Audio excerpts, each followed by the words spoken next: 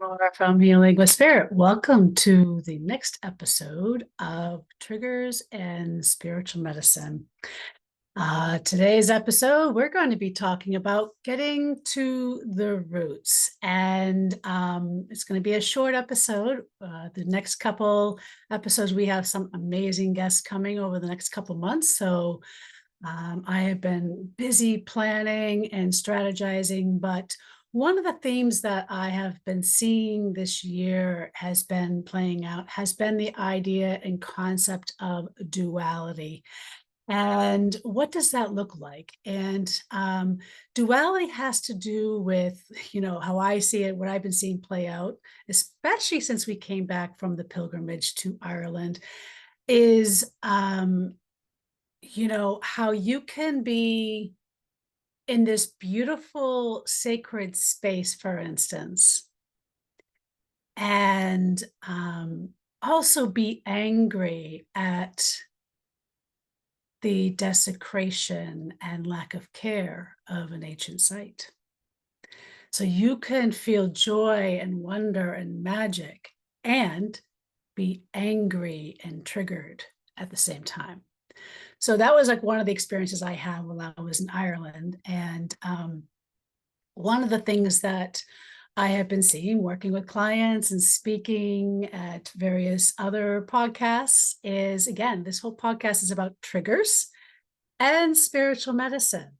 So one of the things that we habitually are as a culture, as an American culture, I'm speaking specifically in American culture, is that we have something slight that goes, not quite good or quite well, and we turn it over. We, ask somebody to fix it for us, right? We self-medicate it away. And this is very, very much entrenched into the very systems that we have in place. So today we're going to talk about getting to the roots and what does that look like in the areas of healing, growth, and maybe overcoming, various obstacles that you may have. All right. So, I've always said, a lot of us and in a lot of religion, I was raised both Russian Orthodox and Catholicism, 10 years of Catholic school here. And, we've, at least from what I remember, I was taught that, you know, the darkness is bad. Darkness is evil. That's where demons are. That's where people will, these evil things will come and possess you and steal your spirit and all these things. And in a lot of my reclamation work, especially on my Irish heritage and studying, the goddesses, the sovereignty goddesses like Queen Maeve and the Morrigan, and really understanding why they were demonized.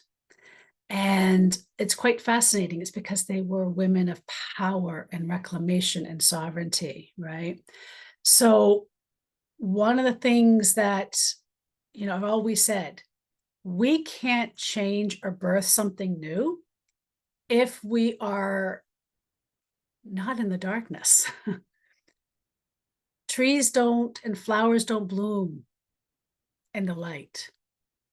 Babies aren't born in the light. They are grown and conceived in the darkness. Butterflies don't become a butterfly in the light.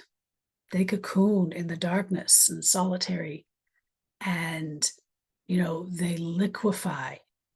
Can you imagine, like, your whole body, your bones, your tissues, everything about you turns into liquid in isolation by yourself?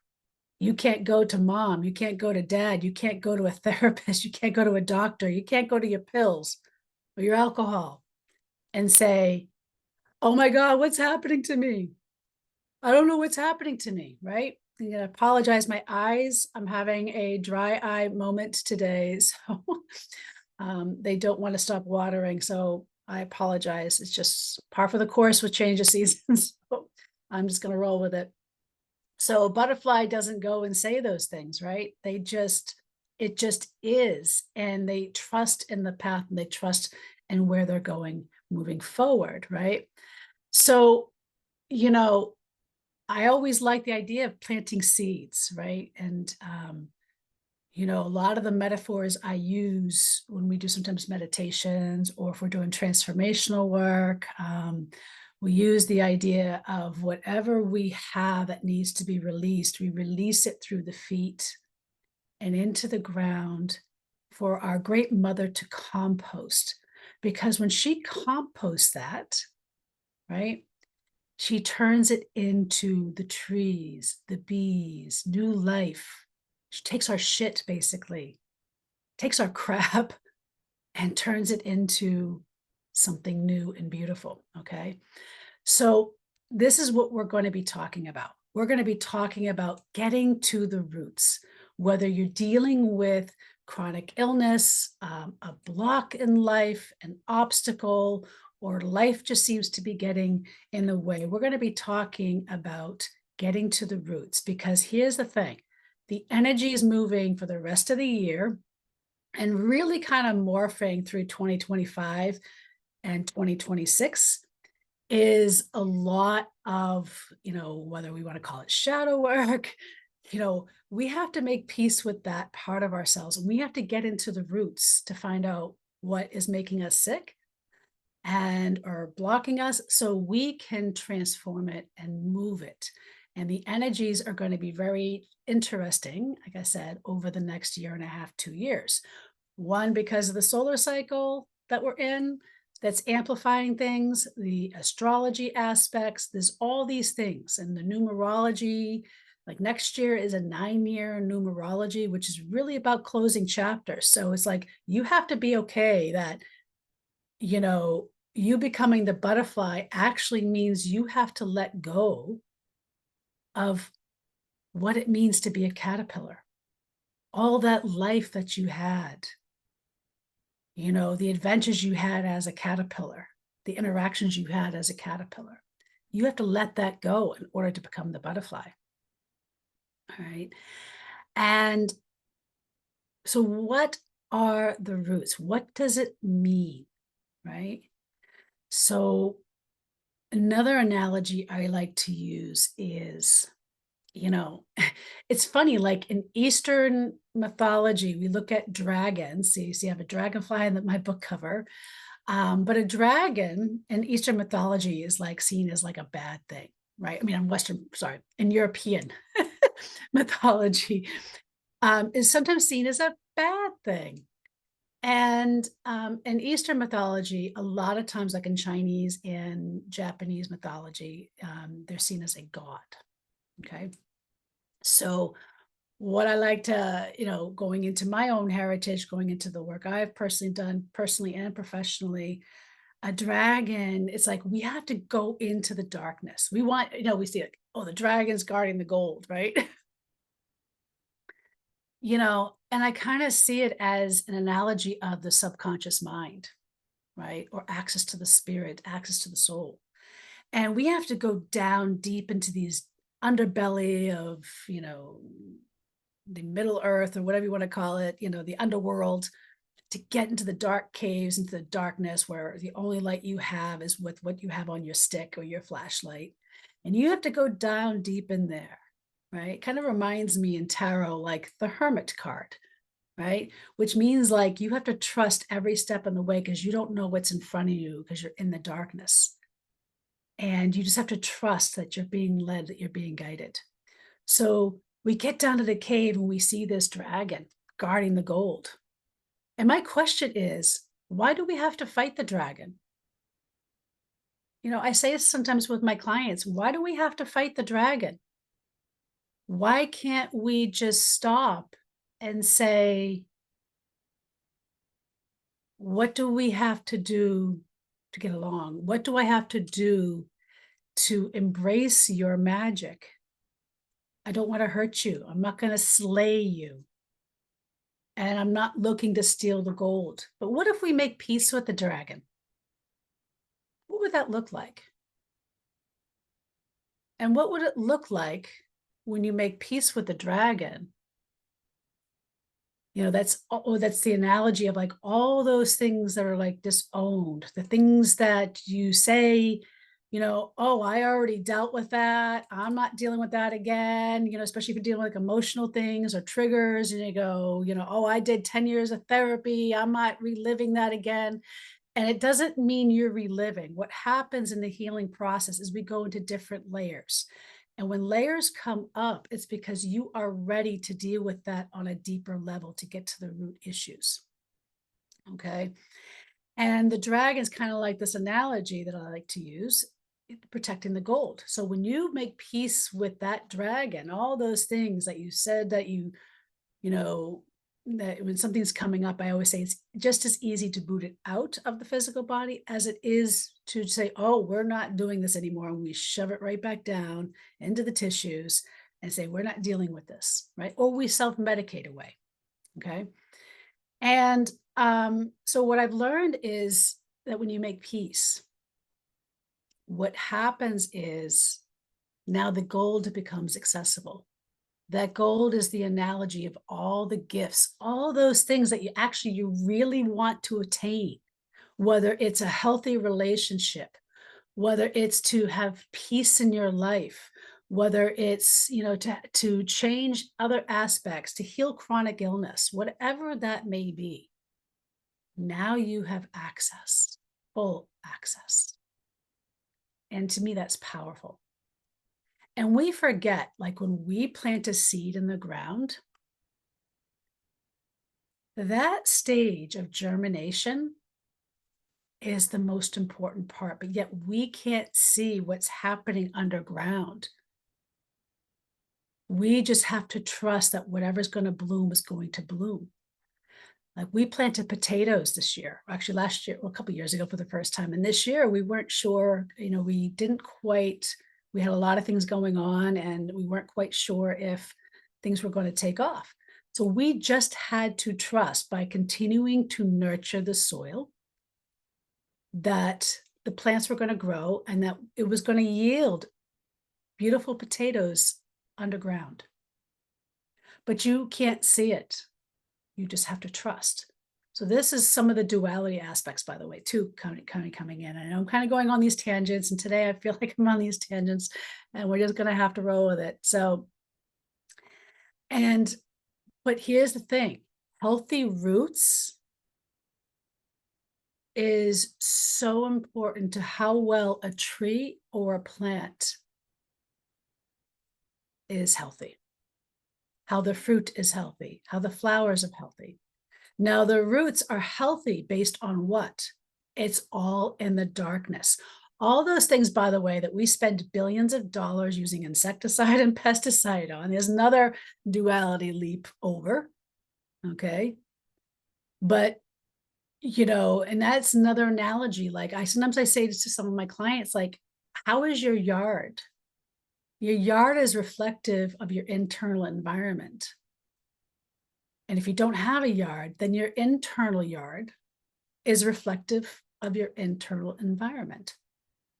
So that soil and the insects, the fungus, all those things are crucial to nourishing the roots, including healthy water, right? The rains, right? So this is so important to understand mental health, physical health, spiritual well-being, growth. All right. Surface level symptoms. We have become a culture because this is where we make money. This is how we get the rich richer. And I talk about this in my book, in the chapter. I'll show you the chapter. It's the chapter on the nature of our sick society and the devastating results of PTSD, understanding the current lack of health of the American population, the COVID stress results, because I wrote this and published it during the COVID pandemic. Substance use and mental health indicators, violence is a public health issue. And if we can heal trauma, we can heal anything. children, brain development, trauma, and long-term health, domestic violence, trauma, and health, the American healthcare system, and Wall Street. Let's actually just go to that page. Let's go to page 18. Let's see. So, according to the Health System Tracker in 1970, the US spent over $74.1 billion in healthcare. By 2000, the health expenditures reached about 1.4, you ready? Trillion dollars. And in 2019, the amount spent on healthcare more than doubled to 3.8 trillion. So there is money to keep us sick than it is for you to reclaim your power and to become whole and sovereign. And did you know that healthcare makes up over 17.9% of the gross domestic product traded on Wall Street? On top of disease being traded on Wall Street as a commodity, I believe the primary reason that we have this problem has to do with the fundamental teachings about the body as having a machine mentality while abandoning the soul component and the energy component. Our body generates an enormous amount of electricity. Electricity in the human body is responsible for the ability to see, hear, touch, taste, and see. However, the electrical conduction system is the only body system not studied in medical school. Why? Now, considering these statistics, your mind, if like mine, must be wondering what the heck is going on and how is this not being addressed, right? So this is what this whole book addresses, the secrets to healing. And it bridges Japanese teachings that I have been privileged to out of Japan that was actually used by the Japanese Navy at one point to improve healing outcomes and reduce medical waste. So I address that in the book. I address cultural appropriation and whitewashing ancient therapies or colonizing them. So these are some of the roots. So I'm kind of going on tangents and I apologize. It's just par for the energies in my brain. So I'm hoping that what I'm saying is making sense.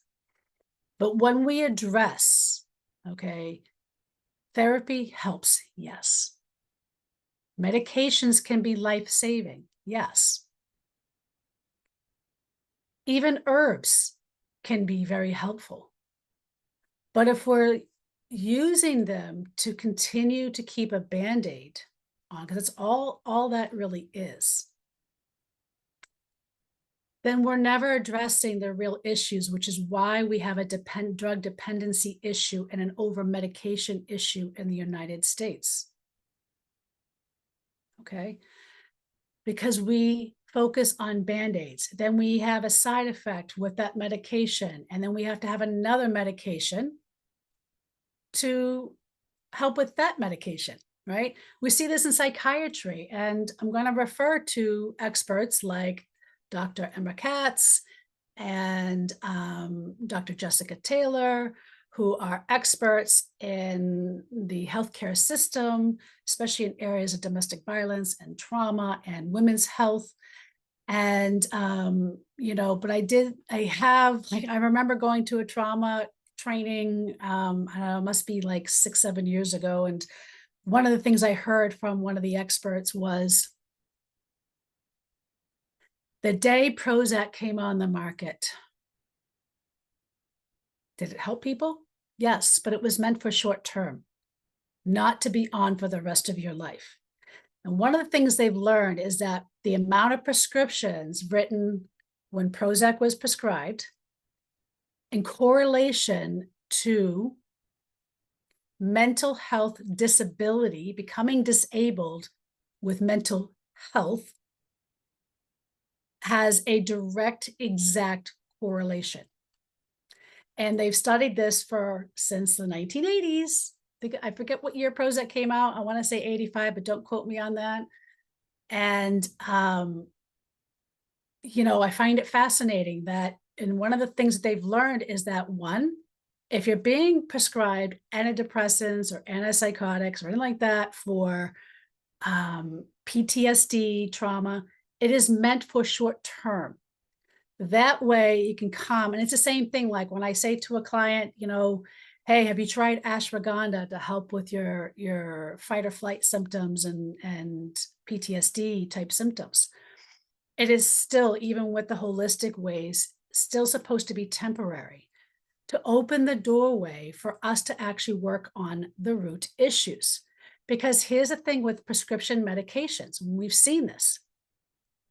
If you're on these drugs for more than a year, this is what these experts said in this trauma conference and training that I was at, and that you will be dependent, not only dependent on those medications, they will stop working and they would have changed your brain chemistry. So you can't even get off of it. And the only solution is to add another medication. You see how this goes? Each step taking away your power, taking away your your ability to be a sovereign, fully functioning human, in a sense of being fully in your power, not dependent on vices or others or external means. So, outside of our natural human food, clothing, shelter, but this is what I'm getting at. So when we learn that, then we realize, oh, okay. So I'm not saying, like, if you're on meds, like, please don't take yourself off. I'm not here to tell or advocate that. I'm just giving you an explanation in general. Okay. So I'm hoping, again, if I'm triggering you, I'm triggering you in the right direction. So the triggers are that we have been taught as a culture that if you are responding to distress, you need to get over it, not process it, even though we're told to process it, but we're not given the tools on how.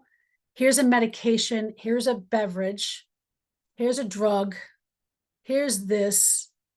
Turn your power over to these institutions and it will placate you. Now get back to work and work your 60 to 90 hours a week, or else you're not a good human, or a good mother or whatever it might be. So this is some of the, now we're going into root structures. And one of the things that Dr. Jessica Taylor, who is a colleague of mine, and I will add her links to the references, she's an expert in unpacking the patriarchal teachings. And one of her books was actually Sexy But Psycho: How the Patriarchy Weaponizes Women's Trauma Against Them.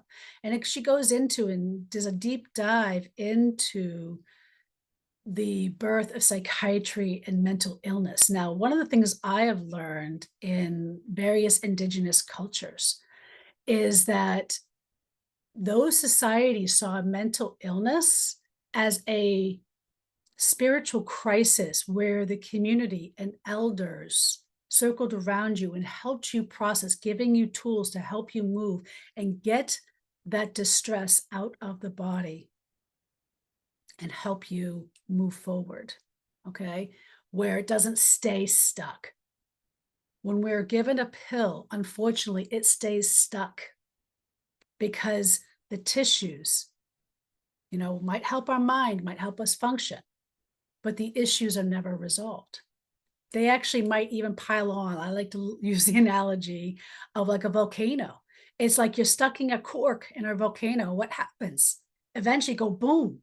And that can turn into, again, this is what I kind of go into this in this book, is that turns into things like chronic illness, diabetes, coronary artery disease, ulcerative colitis, MS, fibromyalgia, right? It's because, especially if you are a woman, and especially if you were, sexually assaulted or had some sort of childhood trauma, maybe you normalized it. I was working with a client earlier this week who says, yeah, well, we have, it's like really good. And all of a sudden there's like these explosive arguments once a week, and then we figure it out. And I go, once a week? Like, they've normalized that having a volatile argument once a week was normal. because that's what they learned, right? A rape survivor, when I've worked with them, a lot of times self-shame, self-blame. And I will say to them,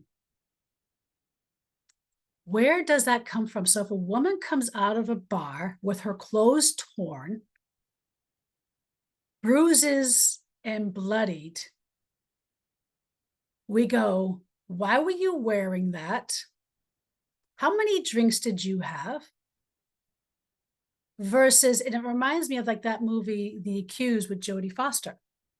Kind of dates me, but those who are younger may not know that film. Go look it up. And it reminds me of, we are a culture that rewards abusers. There's a mother right now in, I forget what state, I think it's Utah, I'm not 100% sure, where the husband, who was a police officer, is facing criminal charges in a trial for sexually assaulting their daughter. Because the mother is refusing reunification therapy between the daughter and the accused father, the father is out on leave until trial. Like, he is just free pending trial.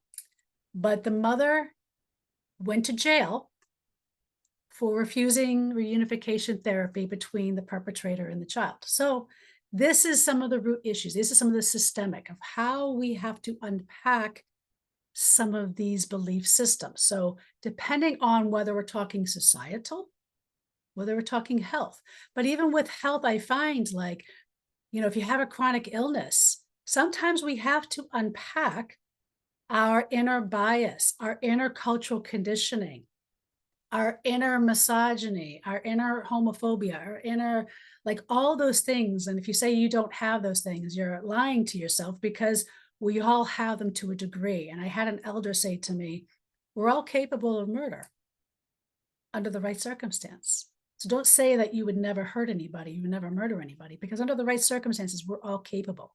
Like, these are the dark things. It doesn't mean we go down there and say, okay, we're gonna go murder a bunch of people. No, that's not what I'm saying. It is saying that when we own those aspects, instead of saying that we don't have that capability, we're actually safeguarding our ability of not committing those things, because we're more conscious of it, right?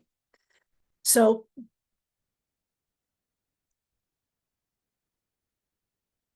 the reason why our healthcare system is imploding in the United States, why we have the political issues that we have, is because we focus on surface issues and never the root issue. Like, for instance, and this is the only political thing I'm going to say, is Roe had nothing to do with abortion.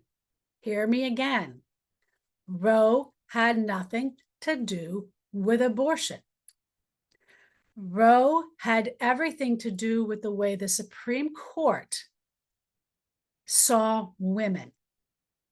And under the Constitution, they did not see women as a person in the Constitution.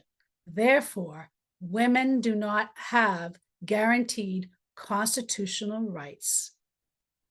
Yet, all of our politicians want to talk about abortion, healthcare, ratifying healthcare, instead of doing the one thing the politicians can do. You know what that is? That is to publish. So, and it doesn't matter if you're Republican or Democrat, by the way. So this has nothing to do with that. But both under Trump, the ERA, the Equal Rights Amendment, was ratified. Trump refused to publish it. Well, so did Biden. And not only that, but I even knew one of the constitutional lawyers who sued the federal government to try to force them to publish. And I did sit in on some of the federal hearings because it was broadcasted.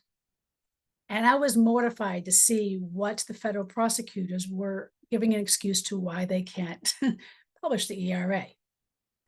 So Trump and Kamala Harris are both, neither one are addressing this. So, and I will just leave it at that. That's a root issue. Okay.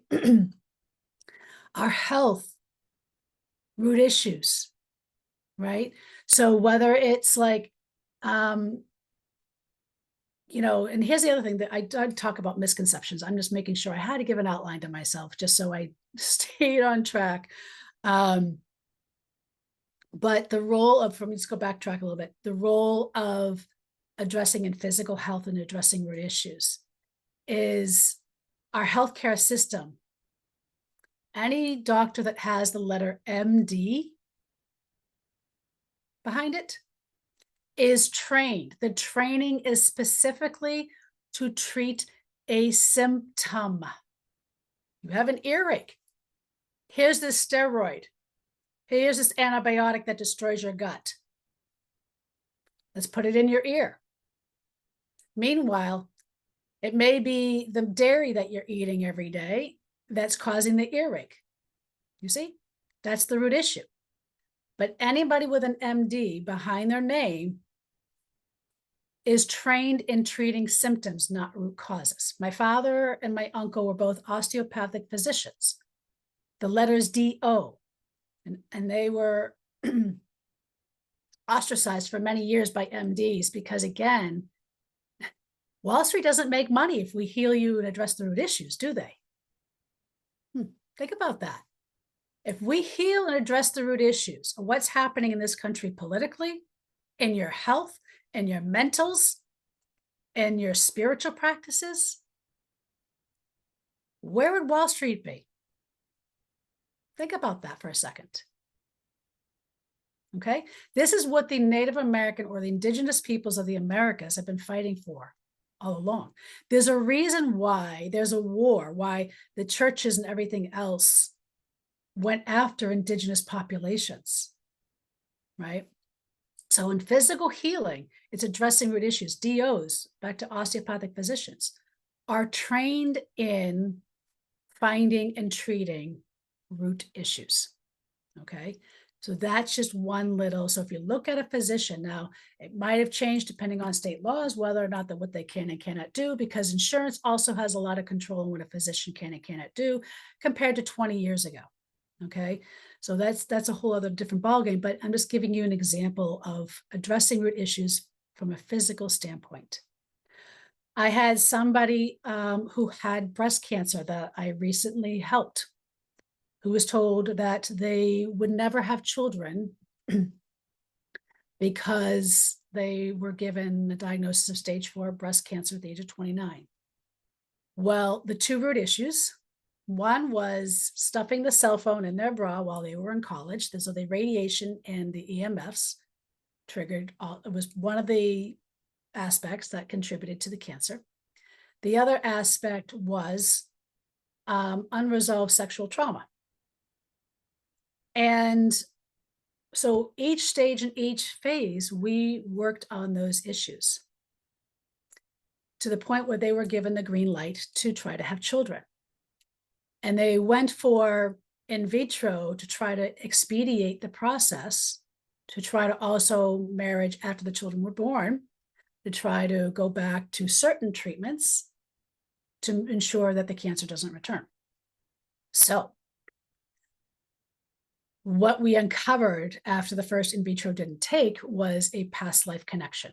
And working with that, and I'm not going to go into details of what that was, but in going through that, the next in vitro took, and not only did they have one, but they gave birth to nearly full-term triplets.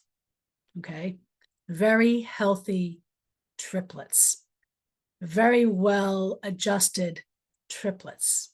Okay, because what this person was focused on is drilling down on the root issues of the cancer, of everything else, also making peace that if the cancer came back as a result of getting pregnant and going through the pregnancy, would they be okay with that? Like understanding and making peace with that and what that looks like.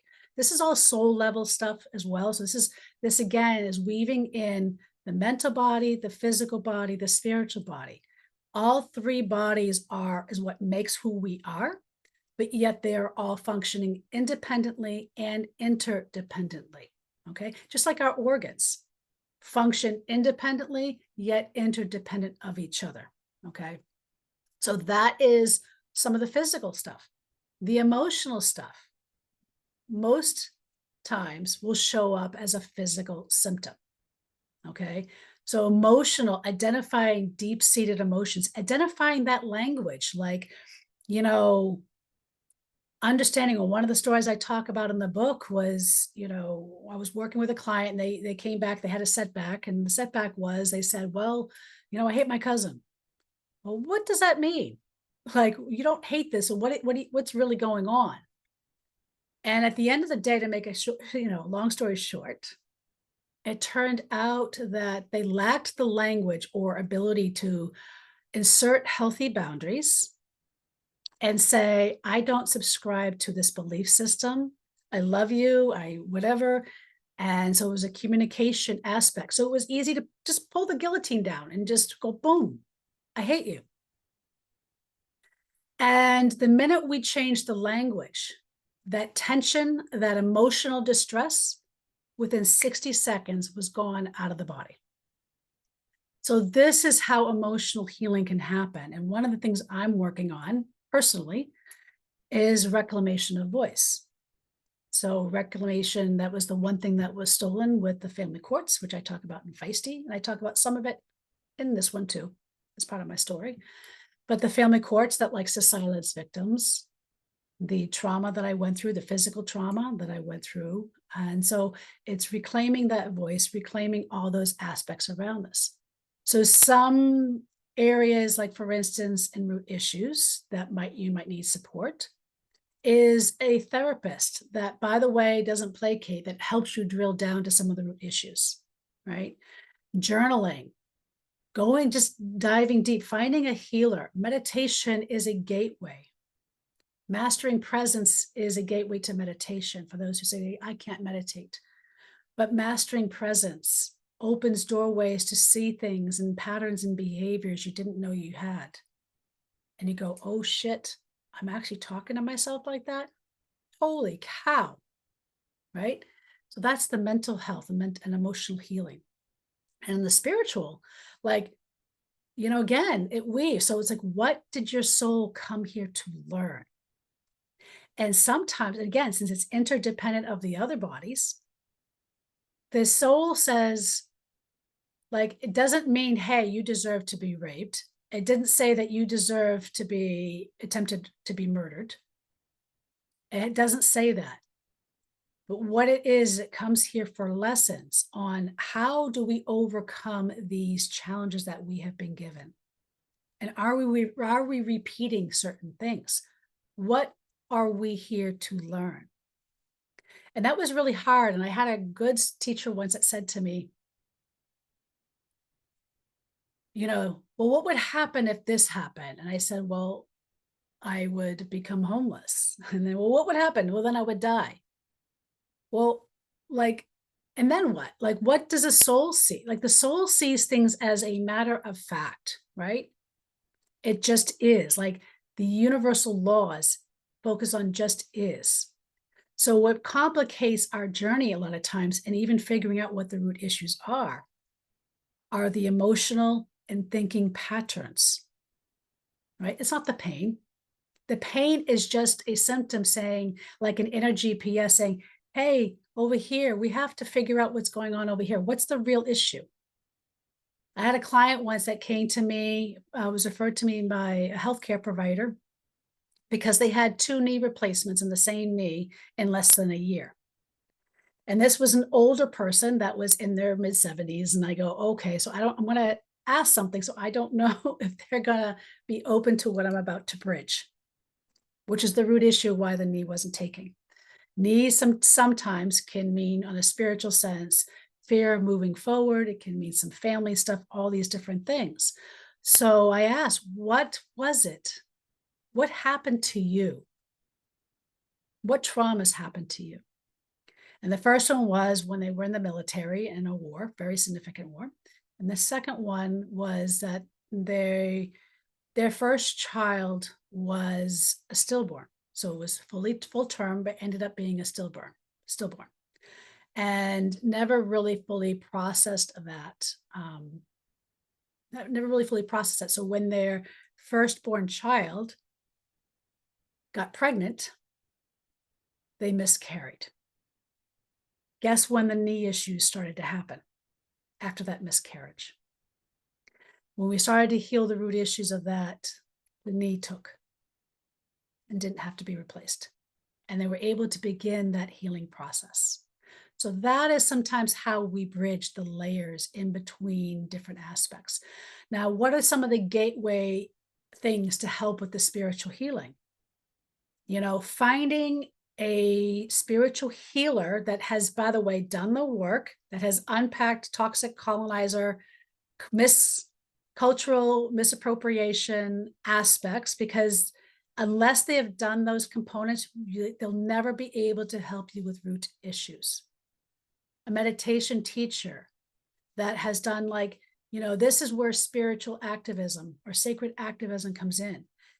A person can only help you as far as they have gone themselves.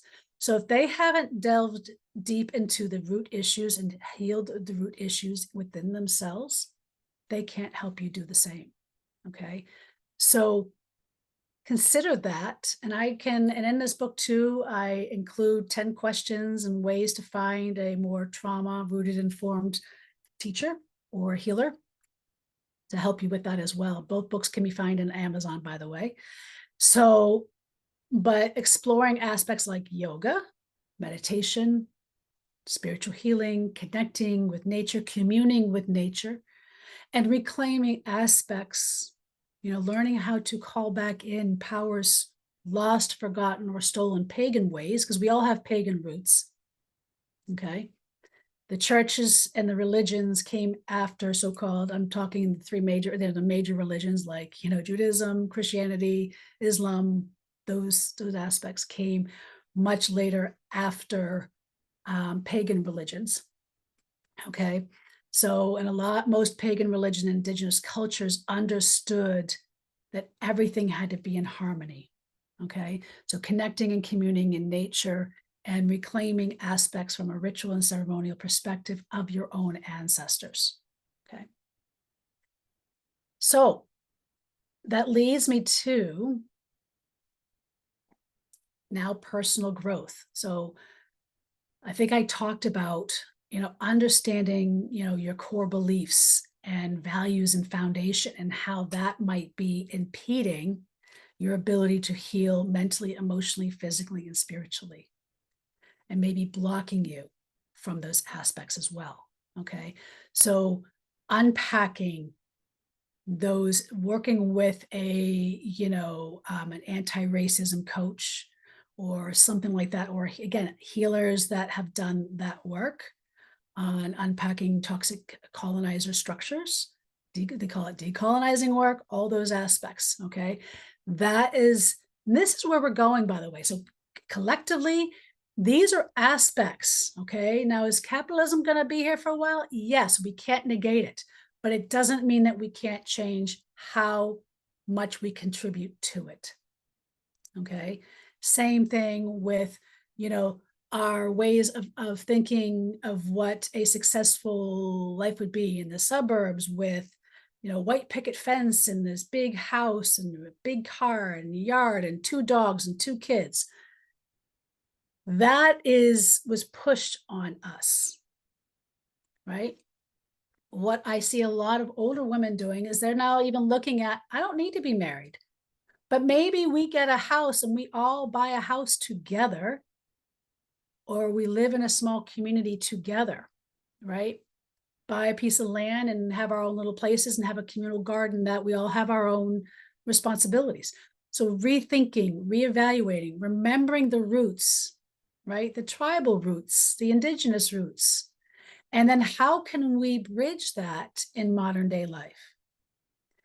Right? So I would say really look into the wisdom keepers, the medicine folks. They're not going to be all over social media, by the way. Those grandmothers with the wisdom keepers and the medicine, they don't have social media accounts. All those people that I have, they're like not on social media. just saying. Okay. But getting connected into those communities and helping you to reclaim those aspects, also understanding doing it from a place of ethics and integrity, which is something like, I learned through the Japanese teachings and through my teacher who's a bridge between the West and the East. And he said, the challenge that we have in the West is we get so excited about something and it's like, I want it now, teach me everything. And we go into like, I want, I need, I this, bup, up, bup, up, bup, up, versus cultivating a responsibility and honor and respect for being in the presence of those who hold the medicine. And be willing to wait until they offer you the next phase of that medicine. Not saying, not coming from a place of entitlement to that medicine. You see, that's some of the drilling down into the root issues, right? When it comes to professional growth, I would say identify limiting beliefs again, or patterns that might be holding you back. Overcoming imposter syndrome. This is where passion actually can really help with professional growth, understanding. And if you have a firm belief in what you're doing and how you're doing it, and if you don't, then you might have to reevaluate and rethink things. In communities and relationships, and when it comes to addressing root issues, it's important to deepen connections or find connections. One of the things that the colonizer and toxic capitalist structures have been very good at is destroying healthy communities. Because when people are together in masses, these people up here don't thrive, but the communities thrive. Okay. And the one thing I see that I've noticed with indigenous cultures, the BIPOC communities, and immigrant populations, is they're very rooted in community. And I don't see the same level of community in those of us that are white. And it's not for you to say, well, Laura, I have a good community. I would say go deeper. And either if that's true, then deepen those connections. Because when you really see community and how it really operates, you can't unsee it. And all you can do is sometimes pine for having a community like that. And how do you forge one? Again, when each of us become awakened to these root issues, now we collectively can come together as a community. We don't make changes in the political structures in an election every 4 years. We make changes locally by building communities. Okay. Yeah. So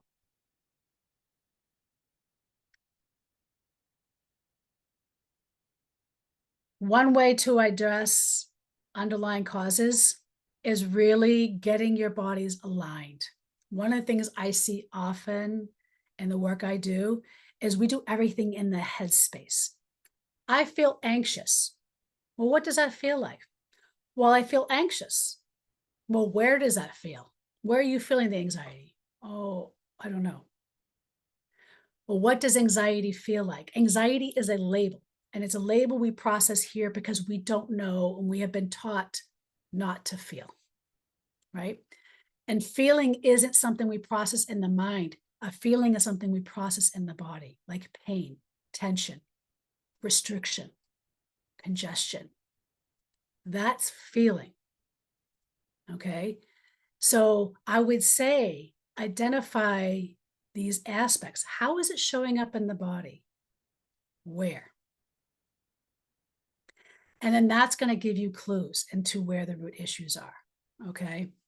So another way to do it is you can do things like mind mapping, counseling, self-reflection, but to me, one of the things that bring people to me to come see me is to help them identify how it's showing up. And then sometimes they realize, oh yeah, I have a good relationship with my body. I do yoga, I'm this, I'm that, I'm a Reiki teacher, I'm a meditation instructor, I do sound healings and blah, blah, blah, blah, blah. And when I asked them to connect in their body, when they finally realized, oh shit, I'm not as connected as I thought I was. So the first step is reconnecting your physical body, your mental, emotional body, and your spiritual body, and really get to know them. Okay. Other strategies are, once you identify the root, it's how do we change the language from the toxic thinking and the self-gaslighting, healing from past traumas, and to prevent future things, repetitive patterns. So this is going to most likely require finding teachers, whether if it's not me, finding somebody else who can help you with that. By the way, next month I have amazing, yeah, you're going to love him. Iowa Casat's coming on for the podcast episode, and he's a yoga lineage, and I just love his bridge. And to be honest with you, I've done yoga and I have people that come in and do yoga things. He's the first person, honestly, and I'm going to say this when he comes on, that really made me interested in yoga. And I'm still sitting and trying to figure out why after meeting him like a month or two ago. And I think it has to do with because he bridges the using yoga to unpack and address root issues, but in such a beautiful way.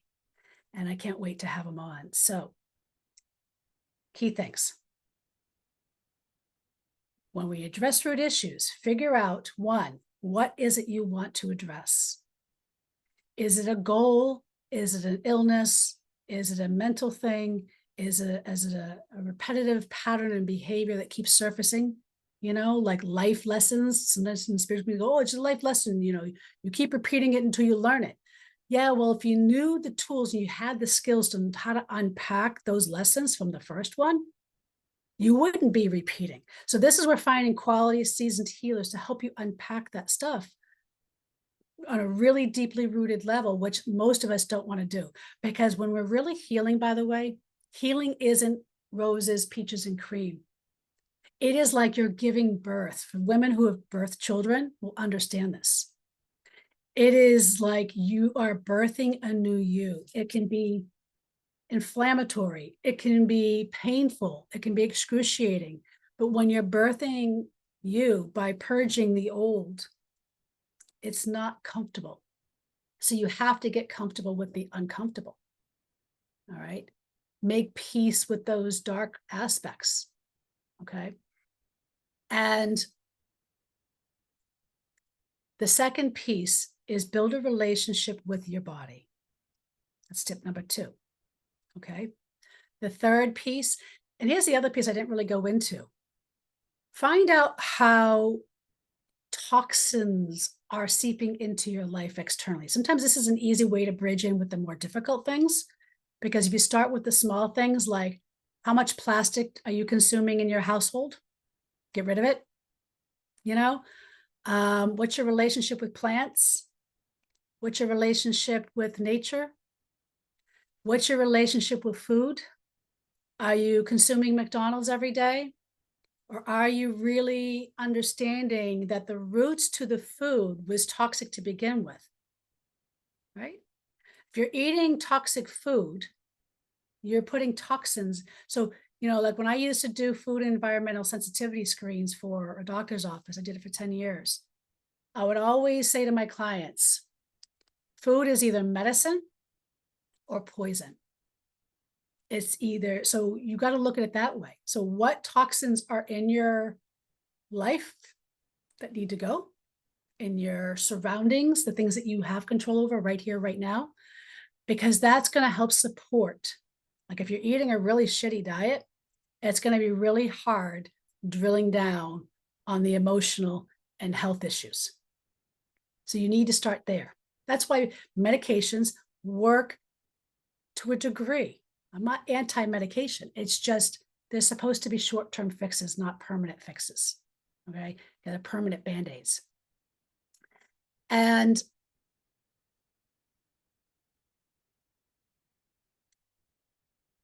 so I'm going to provide, by the way, because I'm just sitting here trying to think if there's anything else I need to say before we close out.